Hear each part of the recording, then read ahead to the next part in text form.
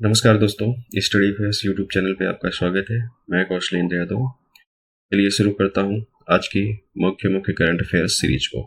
तो हमारा जो पहला क्वेश्चन है, टाइलर पुरस्कार 2026 नोबेल भी कहते हैं, इसे प्रदान किया गया है। तो दोस्तों आपको बताना है टाइलर पुरस्कार 2026 इसे प्रदान किया गया है। तो इसका राइट आंसर हो जाएगा टावी कियर्स।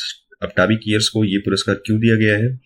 तो इन्होंने अच्छा काम किया है पर्यावरण के क्षेत्र में। ठीक है, पर्यावरण के क्षेत्र में इन्होंने क्या काम किया है? तो इन्होंने काम किया है जमीन के अंदर इन्होंने फंगल नेटवर्क की खोज की है। इसके लिए इनको पर्यावरणीय नोबेल कहा जाता है। ठीक है, पर्यावरणीय नोबेल कहा जाता है, ये नोबेल के बराबर होता है। तो टाइलर पुरस्कार, ठीक है, पर्यावरण का नोबेल इनको दिया गया है। तो किसको दिया गया है? टाइलर पुरस्कार टाबी कियर्स को दिया गया है। ठीक है, टाइलर पुरस्कार टाबी कियर्स को दिया गया है। ठीक है, और इसकी स्थापना कब की गई थी? तो इसकी स्थापना 1973 में की गई थी। ठीक है, तो 2026 का टाइलर पुरस्कार टाबी कियर्स को दिया गया है। ठीक है, चलिए अगले क्वेश्चन पे चलते हैं। हमारा अगला क्वेश्चन है, भारत की अध्यक्षता में ब्रिक्स 2026 की आधिकारिक थीम क्या है? ठीक है, भारत की अध्यक्षता में ब्रिक्स 2026 की आधिकारिक थीम क्या है? तो आधिकारिक थीम का अभी जो है इनॉग्रेशन भी कर दिया गया। आधिकारिक थीम डिसाइड कर ली गई है और इसका लोगो और वेबसाइट भी लॉन्च कर दी गई है। तो इसका जो राइट आंसर होगा, building for resilience, innovation, cooperation and sustainability. ठीक है, भारत 2026 में ब्रिक्स की अध्यक्षता कर रहा है और इसके लिए आधिकारिक लोगो और वेबसाइट लॉन्च की गई है। इस वर्ष की theme building for resilience and sustainability रखी गई है, जिसका उद्देश्य क्षमताएं बढ़ाना, नवाचार को बढ़ावा देना, सतत विकास को सुनिश्चित करना है। ठीक है, तो चलिए दोस्तों अगले क्वेश्चन पे चलते हैं। दोस्तों हमारा अगला क्वेश्चन है, अरुणोदय स्क्रीनिंग अभियान किस बीमारी के शीघ्र पता लगाने के लिए महाराष्ट्र सरकार द्वारा शुरू किया गया है? तो इसका राइट आंसर हो जाएगा सिकल सेल अनीमिया। ठीक है, sickle cell anaemia. Sickle cell anaemia जो है महाराष्ट्र सरकार द्वारा ये एक अभियान शुरू किया गया है, जिसमें 21 जिले प्रभावित हैं सिकल सेल अनीमिया से। और इस सिकल सेल अनीमिया का पता लगाने के लिए अरुणोदय नामक एक अभियान शुरू किया गया है। ठीक है दोस्तों, सिकल सेल एक अनुवांशिक रक्त विकार है, एक अनुवांशिक बीमारी है सिकल सेल अनीमिया, जिसमें लाल रक्त कोशिकाएं आरबीसी हंसिया के आकार की हो जाती है। ठीक है, तो इसका राइट आंसर हो जाएगा सिकल सेल अनीमिया। चलिए अगले क्वेश्चन पे चलते हैं। हमारा अगला क्वेश्चन है, जिम्मेदारी राष्ट्र सूचकांक किस संस्था द्वारा शुरू किया जा रहा है? तो यह जो है विश्व बौद्धिक फाउंडेशन द्वारा, ठीक है, विश्व बौद्धिक फाउंडेशन के द्वारा शुरू किया जा रहा है। ठीक है, जिम्मेदारी राष्ट्र सूचकांक विश्व बौद्धिक फाउंडेशन के द्वारा शुरू किया जा रहा है। यह भारत का पहला बौद्धिक स्तर पर आधारित सूचकांक है, जो देशों को उनकी जीडीपी के बजाय नागरिकों के कल्याण और पर्यावरण संरक्षण जैसी जिम्मेदारियों के आधार पर रैंक देगा। इसे पहली बार 19 जनवरी 2026 को नई दिल्ली में लॉन्च किया जाएगा। ठीक है दोस्तों, तो इसका जो राइट आंसर हो जाएगा विश्व बौद्धिक फाउंडेशन। ठीक है, अगले क्वेश्चन पे चलते हैं।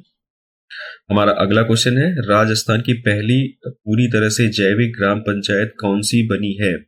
राजस्थान की पहली पूरी तरह से जैविक ग्राम पंचायत कौन सी बनी है? तो इसका जो राइट आंसर हो जाएगा वो हो जाएगा बामनवास कांकर पंचायत। बामनवास कांकर पंचायत। ठीक है दोस्तों, कोटपुतली बहरोड जिले की बामनवास कांकर पंचायत राजस्थान की पहली 100% जैविक पंचायत बनी है। ठीक है, यहाँ के 7 गांवों में रासायनिक उर्वरकों या कीटनाशकों का उपयोग नहीं किया जाता है। तो दोस्तों आपको बताना है कि हाल ही में हिमाचल प्रदेश का एक जिला जो है वो पूरी तरीके से जैविक जिला घोषित किया गया है। तो उसका करेक्ट आंसर आपको कमेंट बॉक्स में लिख करके बताना है। ठीक है, तो आपकी कमेंट का इंतजार रहेगा। आप राइट आंसर मुझे लिख करके बताइए। ठीक है, चलिए अगला क्वेश्चन है, बोडा त्योहार, बोडा फेस्टिवल किस राज्य में हट्टी जनजाति द्वारा मनाया जाता है? ठीक है, हट्टी जनजाति द्वारा मनाया जाता है। In which state is the Boda festival celebrated by the Hatti tribes?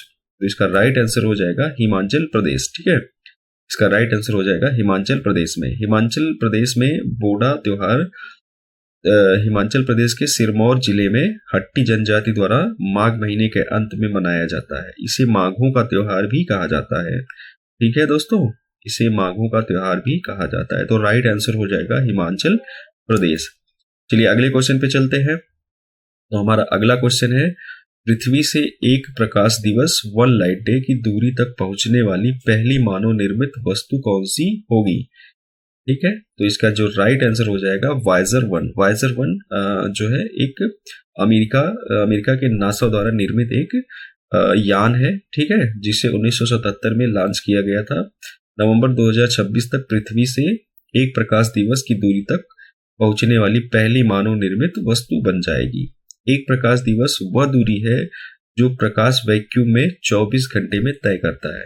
एक प्रकाश दिवस वह दूरी है जो प्रकाश वैक्यूम में, ठीक है, यानी किसी माध्यम में नहीं, ठीक है, निर्वात में 24 घंटे में तय करता है। अब आपको ये बताना है कि प्रकाश की चाल निर्वात में क्या होती है। कमेंट बॉक्स में आप लिख करके बताइए। ठीक है, चलिए अगले क्वेश्चन पे चलते हैं। परिपूर्ण मेडिक्लेम आयुष बीमा योजना किस मंत्रालय द्वारा शुरू की गई है? ठीक है, परिपूर्ण मेडिक्लेम आयुष बीमा योजना किस मंत्रालय द्वारा शुरू की गई है? विच मिनिस्ट्री हैज लॉन्च्ड दी परिपूर्ण मेडिकल आयुष इंश्योरेंस स्कीम? तो इसका राइट आंसर हो जाएगा वित्त मंत्रालय द्वारा। ठीक है, वित्त मंत्रालय ने इसको लॉन्च किया है। ठीक है, तो केंद्रीय वित्त मंत्रालय ने CGHS, ठीक है, सेंट्रल गवर्नमेंट हेल्थ स्कीम, ठीक है, सेंट्रल गवर्नमेंट हेल्थ स्कीम लाभार्थियों के लिए यह अतिरिक्त स्वास्थ्य नीति शुरू की है। इसमें आयुर्वेद, योग और यूनानी जैसे आयुष उपचारों के लिए 10 से 20 लाख रुपए तक का कवर मिलता है। ठीक है दोस्तों, इसका राइट आंसर हो जाएगा वित्त मंत्रालय। ठीक है, चलिए अगले क्वेश्चन पे चलते हैं। तो हमारा अगला क्वेश्चन हो जाएगा, राष्ट्रीय स्टार्टअप दिवस प्रतिवर्ष कब मनाया जाता है? नेशनल स्टार्टअप डे कब मनाया जाता है? तो इसका जो राइट आंसर हो जाएगा वो हो जाएगा 16 जनवरी को। ठीक है दोस्तों, 16 जनवरी को राष्ट्रीय स्टार्टअप दिवस के रूप में मनाया जाता है। ठीक है, तो आपको बताना है राष्ट्रीय युवा दिवस कब मनाया जाता है। कमेंट बॉक्स में आप बताइए। ठीक है, हर साल 16 जनवरी को राष्ट्रीय स्टार्टअप दिवस मनाया जाता है, क्योंकि इसी दिन 2016 में स्टार्टअप इंडिया पहल शुरू की गई थी। पहली बार इसे 2022 में मनाया गया था। स्टार्टअप दिवस पहली बार 2022 में मनाया गया था। ठीक है, चलिए अगले क्वेश्चन पे चलते हैं।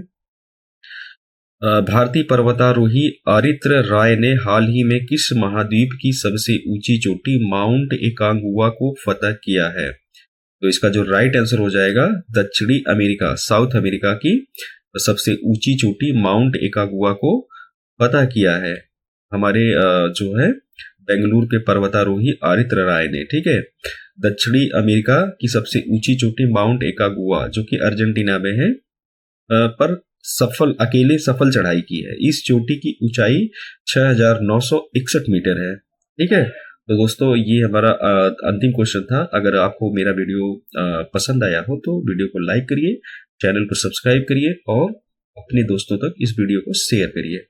नमस्कार, धन्यवाद।